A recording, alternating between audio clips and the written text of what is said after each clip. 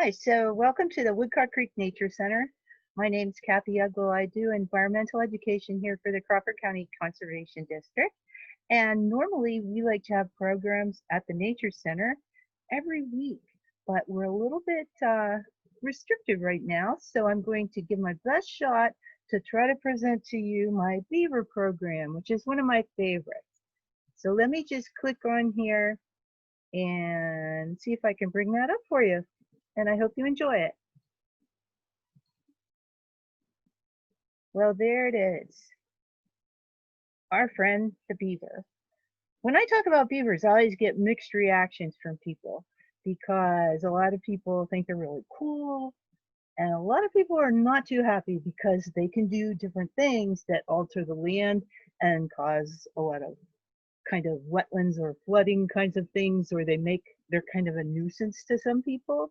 So let's find out a little bit more about that. First of all, let's learn just a hair more about the beaver. They are actually a rodent. They're North America's largest rodent, and their closest relative is a kangaroo rat, believe it or not. There he is. They're semi-aquatic. They don't live in the water all the time, of course. You're going to see them up on land doing some things like gnawing down your trees, perhaps. But yeah, semi-aquatic. So they're in the water and they're out of the water. They can live about 10 to 12 years normally in the wild. I guess in captivity they would live a little bit longer, according to sources. They're pretty big. I never realized how large a beaver is. And we have a beaver mount inside the nature center, and boy, he is really large. They can weigh 40 to 60 pounds, which is like a small child. They can grow up to 40 inches in length. They really don't have the most keen vision, but they have excellent hearing and sense of smell.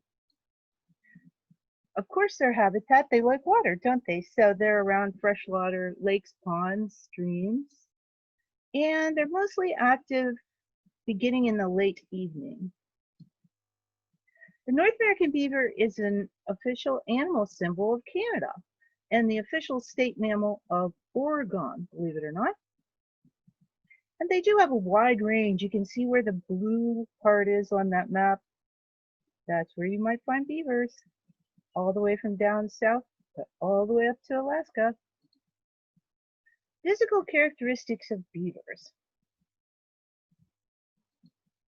Well, first of all, look at his tail. It's a large flat tail and it's like leathery, almost reminds you of a purse or a belt or something like that when you touch it. It's scaly and it actually stores fat in his tail for energy.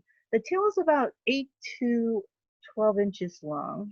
So if you can picture a little ruler, it can be about that length.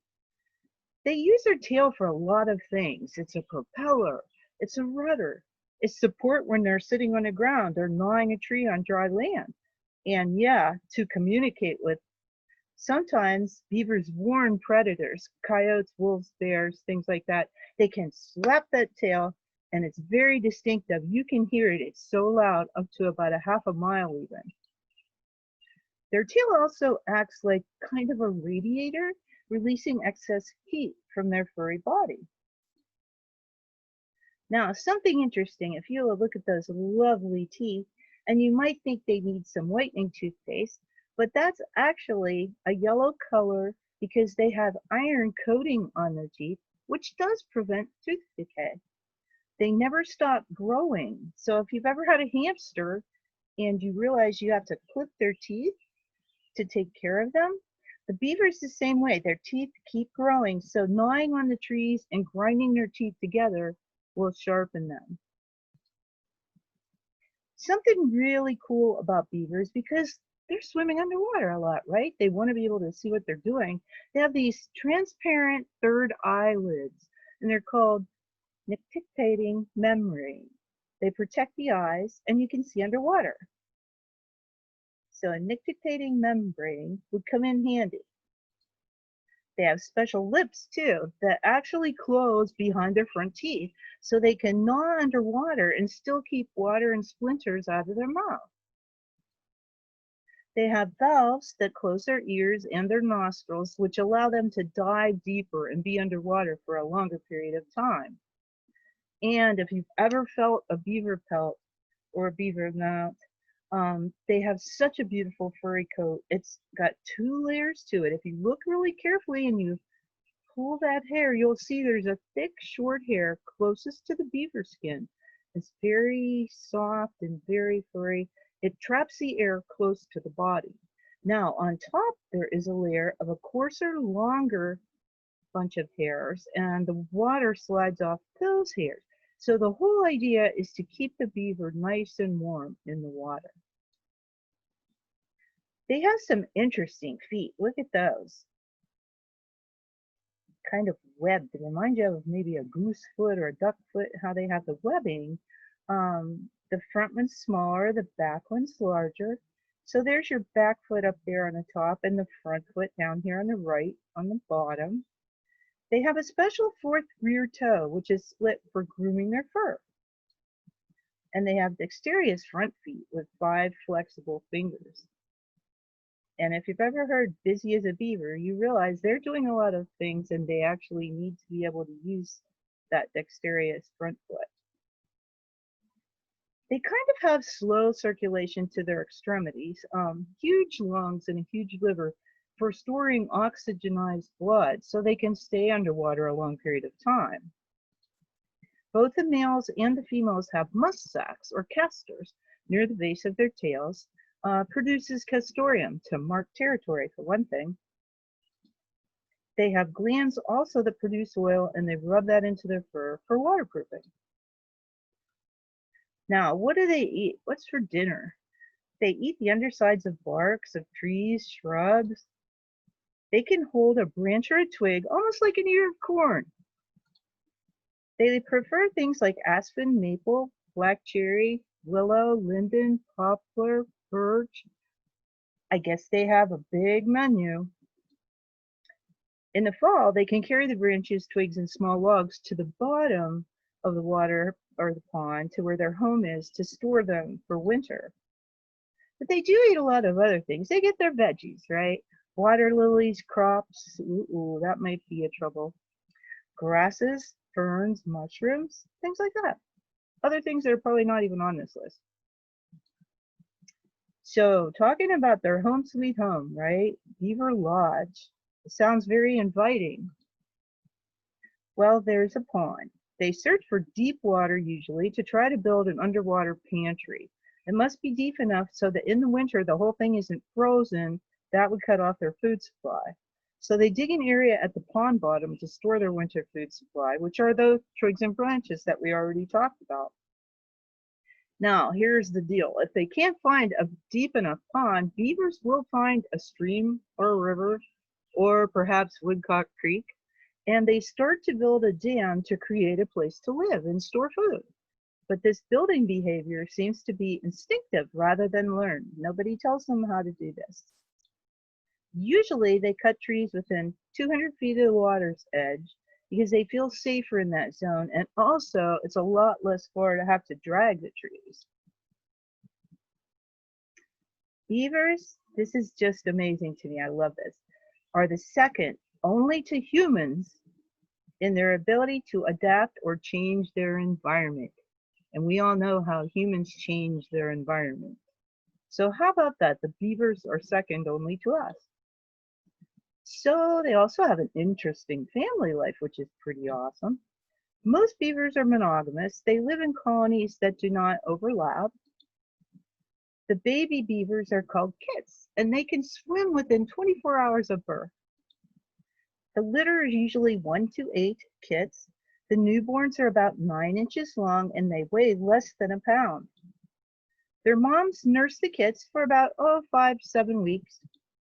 And the young stay with their parents up to about 2 years. Then the male is kind of nudged out of the lodge to get his own place. Beavers actually have a matriarchal society. The moms are in charge. One of the early lessons she teaches the kits is potty training. They learn to leave the lodge through an underwater tunnel to kind of use the bathroom. Kits also get chores about 1 year old or so, such as getting fresh wood chips for the floor, or perhaps helping babysit the next litter of brothers and sisters. They learn how to build when they're about 1.5 years old. They can do repairs on the lodge, keep the underwater tunnels clear, and they also build little additions to the dam. Maybe a spare bedroom for himself. Now, going back ancient history, the giant beaver used to be an, oh gosh, I don't have the date. Where's the date? Yeah, about 10,000 years ago, they became extinct. So I'm going to flip down to that bottom little statement.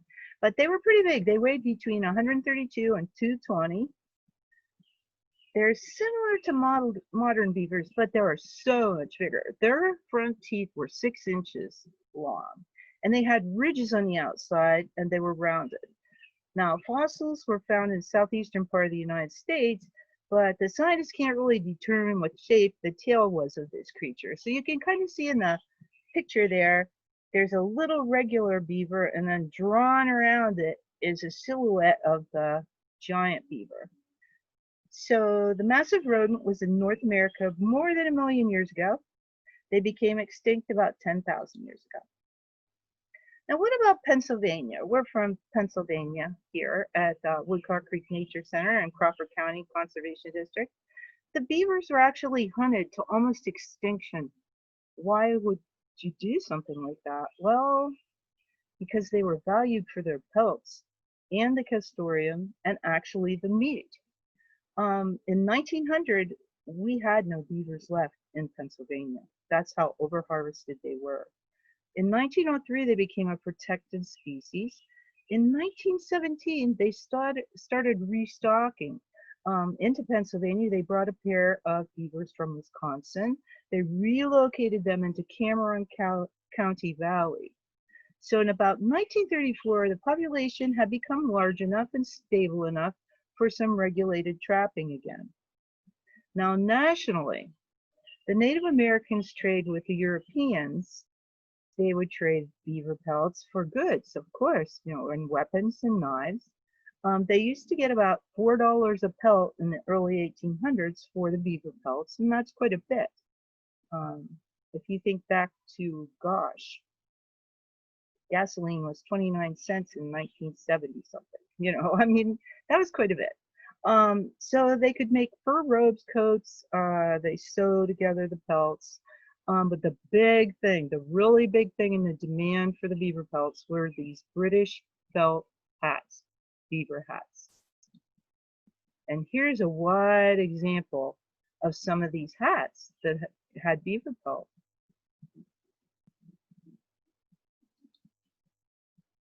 Now, they were also hunted for their Custodian. I mean, what is that? What on earth is that, right? It's a substance that's secreted by both male and female beavers from a pouch-like castor sac located near the base of their tail. And it was used in all kinds of things. For one thing, medicines. So, for example, it was used to treat a headache instead of going to the cupboard and getting aspirin or a Tylenol or Advil. They would treat headaches, toothaches, which I'm sure were probably pretty prominent given the lack of dentistry back then, right? It makes sense though, because it contains salicylic acid, which is a main ingredient in aspirin. They also used to use this stuff in perfumes and in some cosmetics. And you might be surprised at some of the pricey perfumes that actually contain this. Some are expensive. Some examples would be Shalimar. I've heard of Shalimar. Lancome, Caricature, Vinci 3, Cœur de Russie by Coco Chanel, Emerald. I've heard of that too. Not recently, I haven't, but I have heard of them. Now, let's see. Medieval beekeepers also used this Custodian. They claimed it would increase honey production.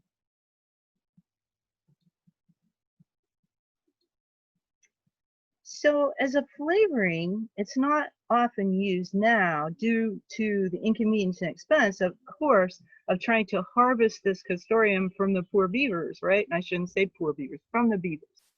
But the FDA considers it a natural flavor.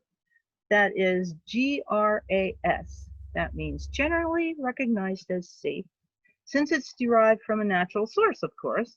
And it can be used to add fruity strawberry or raspberry notes, or actually one of the popular ones as a substitute for vanilla, because the compounds from a beaver's diet of bark and leaves cause us to have that. Now, one of the examples of a modern day product or two, there is this Swedish schnapps, and I've never heard of it, nor have I tried it. If I ever run into it, perhaps I'd take a little taste just to see what it tastes like, since it comes from Beaver. BVRHJT. And there's a picture of it. And I'm not endorsing the product, and I'm not saying it's good or bad. Just saying it's in there. And from an Instagram post, there's also this eau de musc from this Tamworth distilling place. And it has a kind of cool little advertisement about it. Expect the unexpected. We've got something unusually delightful releasing in the winking of an eye. Eau de musc, our 2-year-old bourbon, made from beaver castor. Saks affords its imbibers an experience unlike no other. So there's that. And we'll just have to take their word for that. Now, as I spoke, a lot of people kind of have a love-hate relationship with beavers. On one hand, they're very cool, but on the other hand, they can have some destructive habits. So this kind of reminds me, this picture on the left there, I'm thinking that's down by maybe Woodcock Creek on our Peter Yeager Trail. If we follow that down around Woodcock Creek, we find much evidence of the beaver. So we'll find trees where the bark has been kind of ripped off. We'll find these stumpy, like the next picture to there on the upper right, just kind of trees that were completely sawed off and the tree is gone, it's fallen down. We find pieces that aren't quite detached and things like that. But there's a lot of work that they do, and they're very fast actually. You can go down for a walk on the trail, and one day you see, oh, someone started this, and you go, and within a couple of days that tree is done. So they also can eat and flood crops. They can make problems that end up flooding roads or basements, do damage to some timber trees, shade trees. So that's not so cool. But they are important. What are some of the things that are good about them? We don't want to say all bad things about anybody, do we? They build dams that can build up clean water reserves and that would prevent soil erosion. New ponds encourage the new plants to root nearby. Sometimes you get a meadow. So beavers are also important because they're known as a keystone species. Dams create new wetlands that are habitat for water, birds, the birds that are walking around in the water, flying in the water, breeding in the water, frogs, many other species. And they also create wetlands that act like filters for pollutants. You realize wetlands are very good remediators of different toxic products. In 1950, get this, I didn't believe it, but it's actually true, beavers were parachuted into Idaho. Why? Because they needed some wetlands and they needed someone to get the job done. So as you can see, there was this funky aircraft. I'm sorry, I apologize about that. And the gentleman, they were putting them in the crates, had the holes, they actually had parachutes. And there's a video, if you go online and search for this, beavers parachuted into Idaho. It will show you the funky video. It's very funny. Maybe it wasn't funny to beavers, but it ended up all good. It ended up all good. So you have to watch that and see what happened. Now we got some lookalikes. Is this a beaver? If you were sitting here with me, I'd wait and get an answer from you. Put your hand up if it's yes. Don't put it up if it's no. No, of course not. That was a muskrat. They also live in lakes, rivers, ponds, creeks, marshes. They're about 2 feet in length and a lot less bulky. They only weigh 2 to 4 pounds. They have 5 litters a year, about 5 kits at a time, and they can hold their breath underwater about 12 minutes, which is pretty good. And they live to be up to maybe 4 years old. And there's their little footprints down there in the corner. How about this guy? Is this guy a beaver?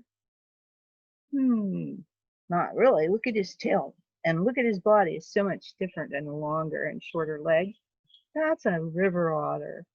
River otters are about 10 to 25 pounds and about 30 to 40 inches long. The majority of their food comes from the water. They have great eyesight below the water. They live about 10 to 20 years, and they were actually restocked in northwest Pennsylvania counties in the mid-90s.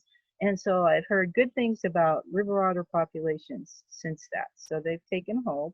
There's their foot tracks. How about that guy? Oh, he's cute, but he sure doesn't look like a beaver to me. That's a mink. Talk about somebody else whose fur used to be used in apparel. They used to make mink stoles and mink coats. When I was a child, I remember that. All the grandmothers had those. They get to be about 30 inches long, weigh about 3 pounds. They live 7 years or so. They often avoid each other or get into little confrontations. They're a lot more common than you might think, too. And the males can sometimes have a route that can cover 25 miles or more, so they have a pretty good territory. They like to eat muskrats, birds, mice, frogs, fish. Now, you might say, okay, so what are the predators for beavers? Well, dogs and coyotes can be. Bobcats can be. This isn't going to surprise you. Whoop! Birds of prey. Maybe it did surprise you. Oh, unfortunately, people. Either intentionally or accidentally, apparently. So yeah, a lot of folks do trap beavers. They have live traps. They have other traps and snares. And that's the end of my presentation about beavers. So there's my contact information, and you can call me anytime if you have any suggestions or questions or something else that you'd like to talk about. I'm going to stop share on my screen. All right. Well, thank you for joining me. I really appreciate it. Let me see here. Oh, here we go. So join me another day and we'll talk about something else. Thank you so much.